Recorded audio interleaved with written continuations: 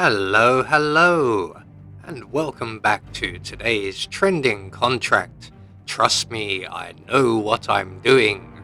Set in Paris and supplied to us today by Shaco 1610. So with no briefing, we'll move straight on to our targets, and today we have 5 of them and a free map. So for today's challenge, we'll be starting at the default location. We'll be bringing with us a Seeker 1 in a briefcase, a proximity micro taser, and a silenced pistol. So right from the start and off the bat, we're going to do a bit of running around as our targets, 2 of which are just over there. That's the reporter and the cameraman. We will get to them shortly.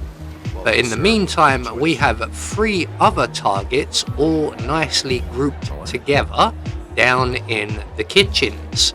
So we're going to head straight down to the kitchen area. And we're just going to wait for the makeup artist to make his way through the changing rooms.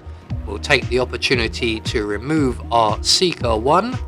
We're going to make our way into the changing rooms, get ourselves a waiter's outfit, and then make our way all the way down the corridor to the very end, where we will encounter our first 3 targets.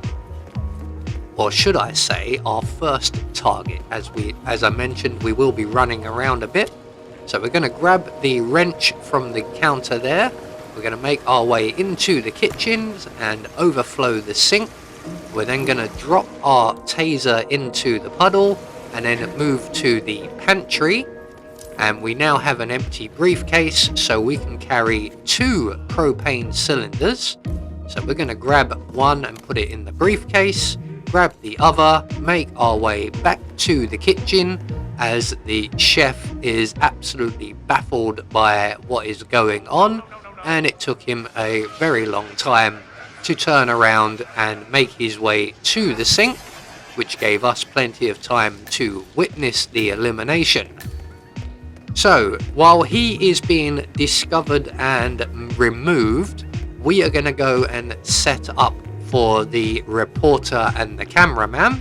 So we're going to make our way straight down the corridor, through the changing rooms, around to our left, and out into the car park area, and we're going to place our propane cylinders by the reporters or the news van.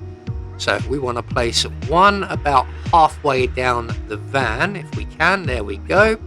One behind the rear wheel about here, so that's one either side of one of our targets. Grab that briefcase, we don't want that distracting anyone. We're going to make our way over to the car park shed, and in here we will find 2 more propane cylinders. Unfortunately, only one of them is carryable. So we're going to place this propane cylinder with their friends around about there somewhere will do. It doesn't have to be exact. And then we're going to put a hole in the propane cylinder on the far left. There we go. And the rest will take care of itself. Now the reporter and the cameraman will be about 2 minutes. So that gives us plenty of time to make our way back to the kitchen. And we will have just enough time to deal with one more of the chefs. So we're going to take care of the chef in the dry storage area, which is right here, where there is a couple of non-movable propane cylinders. So we're going to create a leak in one of them and then leave our briefcase next to the cylinders. And when the chef in the dry food storage area turns around, he will spot that. When he goes in to investigate, we can then destroy the propane cylinders and give the chef a free flying lesson. So at this point we're going to head back to the car park. We do have to be aware of a panicky enforcer, but we were able to avoid her easily enough. And then all we're going to do is wait here on the opposite side of the car park, and in a few moments our 2 reporter targets will arrive. And once the camera has been stowed away, the cameraman will lean against the van and decide that now is a good time to have a cigarette. I disagree. So he got quite a lot of height there. We could have, if we placed the cylinders a little bit better, maybe sent him up onto the roof.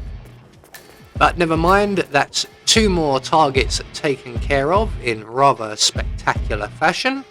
That just leaves the 1 remaining chef, who is currently just returning from wherever he went off to during his panic mode. So we're going to use this opportunity while we have a free kitchen to create a gas leak. Now unfortunately the guard who removed the body and turned off the tap failed to clean the puddle, so the chef will now clean the puddle, but again that works in our favour as we were able to create a second gas leak on the cookers. Sometimes you can get away with leaking all 4 of the cookers, but for some strange reason today only 2 are available. So I'm just going to get my silenced pistol out ready and my shot lined up just in case. But the chef should discover the leaks, and when he goes over to deal with them, the cookers will self-destruct and give our final chef a flying lesson. So with all of our targets now taken care of and all of the lights in the kitchen destroyed, we can then head for the wine cellar exit, and we can now leave Paris. So there we go, 1 more trending contract taken care of, and once we get through this heavy door we will get confirmation that all of our targets have been eliminated according to plan.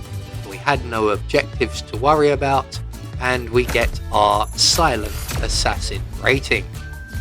I have been Anubis, and I will see you all in the next video.